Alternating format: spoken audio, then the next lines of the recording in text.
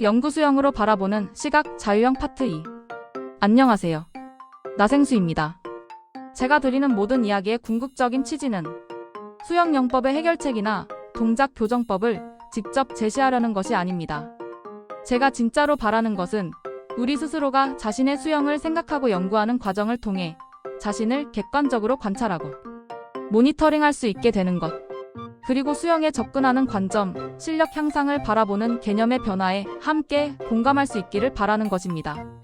이 공감의 과정을 통해 여러분 각자가 스스로의 문제점을 발견하고 그 문제를 어떤 방식으로 관찰하며 어떻게 접근하고 해결해 나갈 것인가를 배워가는 자기 성장의 여정을 함께 하고자 합니다. 기술적인 내용은 유튜브에 이미 충분히 있습니다. 자세한 기술 설명, 동작의 원리, 교정 방법 등은 이미 유튜브에 수십만 개의 영상으로 존재하죠. 그런 자료들은 손쉽게 검색해서 참고하실 수 있습니다. 그렇다면 오늘은 조금 다른 관점으로 자유형을 하면서 우리가 겪게 되는 대표적인 문제, 유형들을 기초부터 상급자 수준까지 차근히 생각해 보겠습니다. 1. 뜨기가 잘 안 되는 유형. 난 하체가 항상 가라앉아. 몸이 잘 안 떠요. 이런 이야기를 정말 많이 듣죠. 자유형에서 상체가 가라앉은 채로 헤엄치는 사람은 거의 없습니다.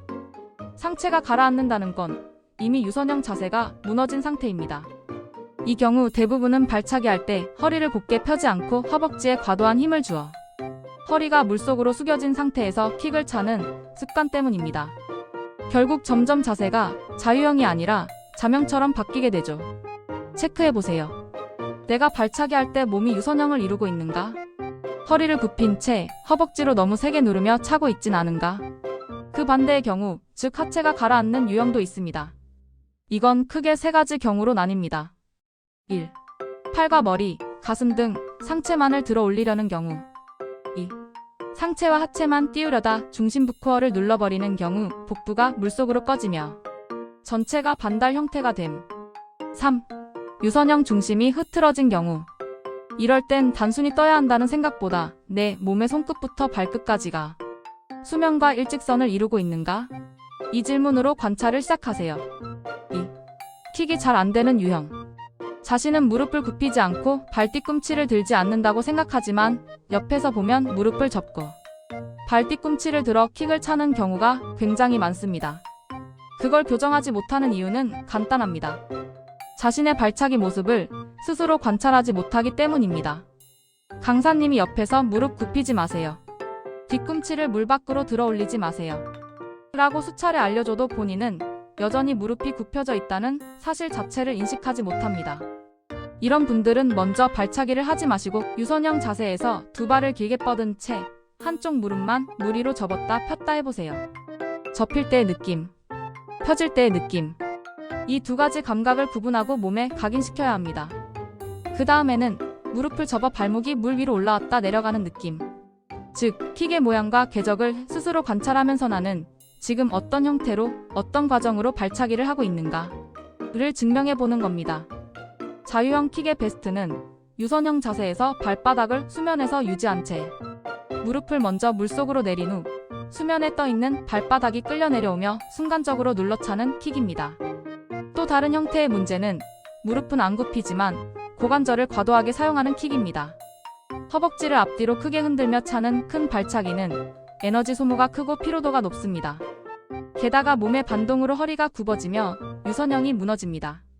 이건 수영이라기보다 헤엄에 가깝습니다. 관찰 포인트. 내 발차기의 축이 고관절을 중심으로 움직이고 있는가? 또 한 가지 문제는 발로 물을 찬다는 인식이 없는 킥입니다. 즉, 단지 위아래로 다리를 흔드는 동작만 반복하는 거죠. 이런 킥은 물을 미는 감각이 전혀 없고 결과적으로 몸이 앞으로 나아가지 못합니다. 반면 올바른 킥은 발등에 물이 눌리는 감각이 분명히 있습니다. 그 눌림의 반작용으로 몸이 앞으로 나아가는 것이죠. 또 다른 유형은 양발의 킥이 끊겨서 이어지지 않는 경우입니다. 왼발 한 번, 오른발 한 번 이렇게 번갈아 차면서 리듬이 완전히 분리된 킥을 하는 분들이 많습니다. 이런 킥은 눈으로 봐도 끊김이 보이고 귀로 들어도 첨벙첨벙 하는 소리가 납니다. 이건 비효율적일 뿐만 아니라 몸의 전진 흐름에도 끊김을 만들어냅니다. 따라서 킥은 양발의 연속성에서 나오는 밀어냄이 중요합니다.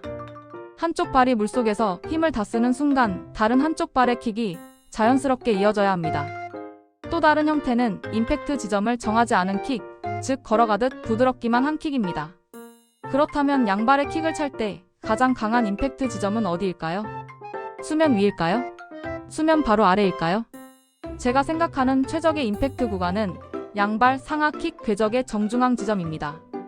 그 순간이 바로 다운킥과 업킥의 힘이 교차하며 가장 강한 파워가 발생하는 순간입니다. 즉, 발의 위치보다 중요한 것은 임팩트의 타이밍이라는 거죠. 마지막으로 스트로크와 호흡에만 집중하느라 뒤에 발은 존재감 없이 파르르 떨기만 하는 킥. 이건 대부분 킥을 익히기 전에 스트로크부터 배운 사람들에게서 나타납니다. 그래서 자유형, 배형 모두 킥 베이스 수영의 습관을 먼저 들이는 것이 중요합니다. 스트로크를 하든 안 하든, 호흡을 하든 안 하든 킥의 속도와 파워는 언제나 일정해야 합니다. 스트로크와 호흡이 들어가면 킥의 리듬이 흔들리고 불안정해지기 쉽습니다. 따라서 1. 스트로크 없이 킥만 하는 시뮬레이션. 2. 스트로크와 호흡을 포함한 시뮬레이션. 이 두 가지를 따로 나눠서 훈련하세요. 두 상황에서도 흔들림 없는 일정한 킥 베이스 자유형이 만들어질 때 비로소 자유형의 기초가 완성됩니다. 다음 영상에서는 스트로크가 잘 안 되는 유형에 대해 이어가 보겠습니다.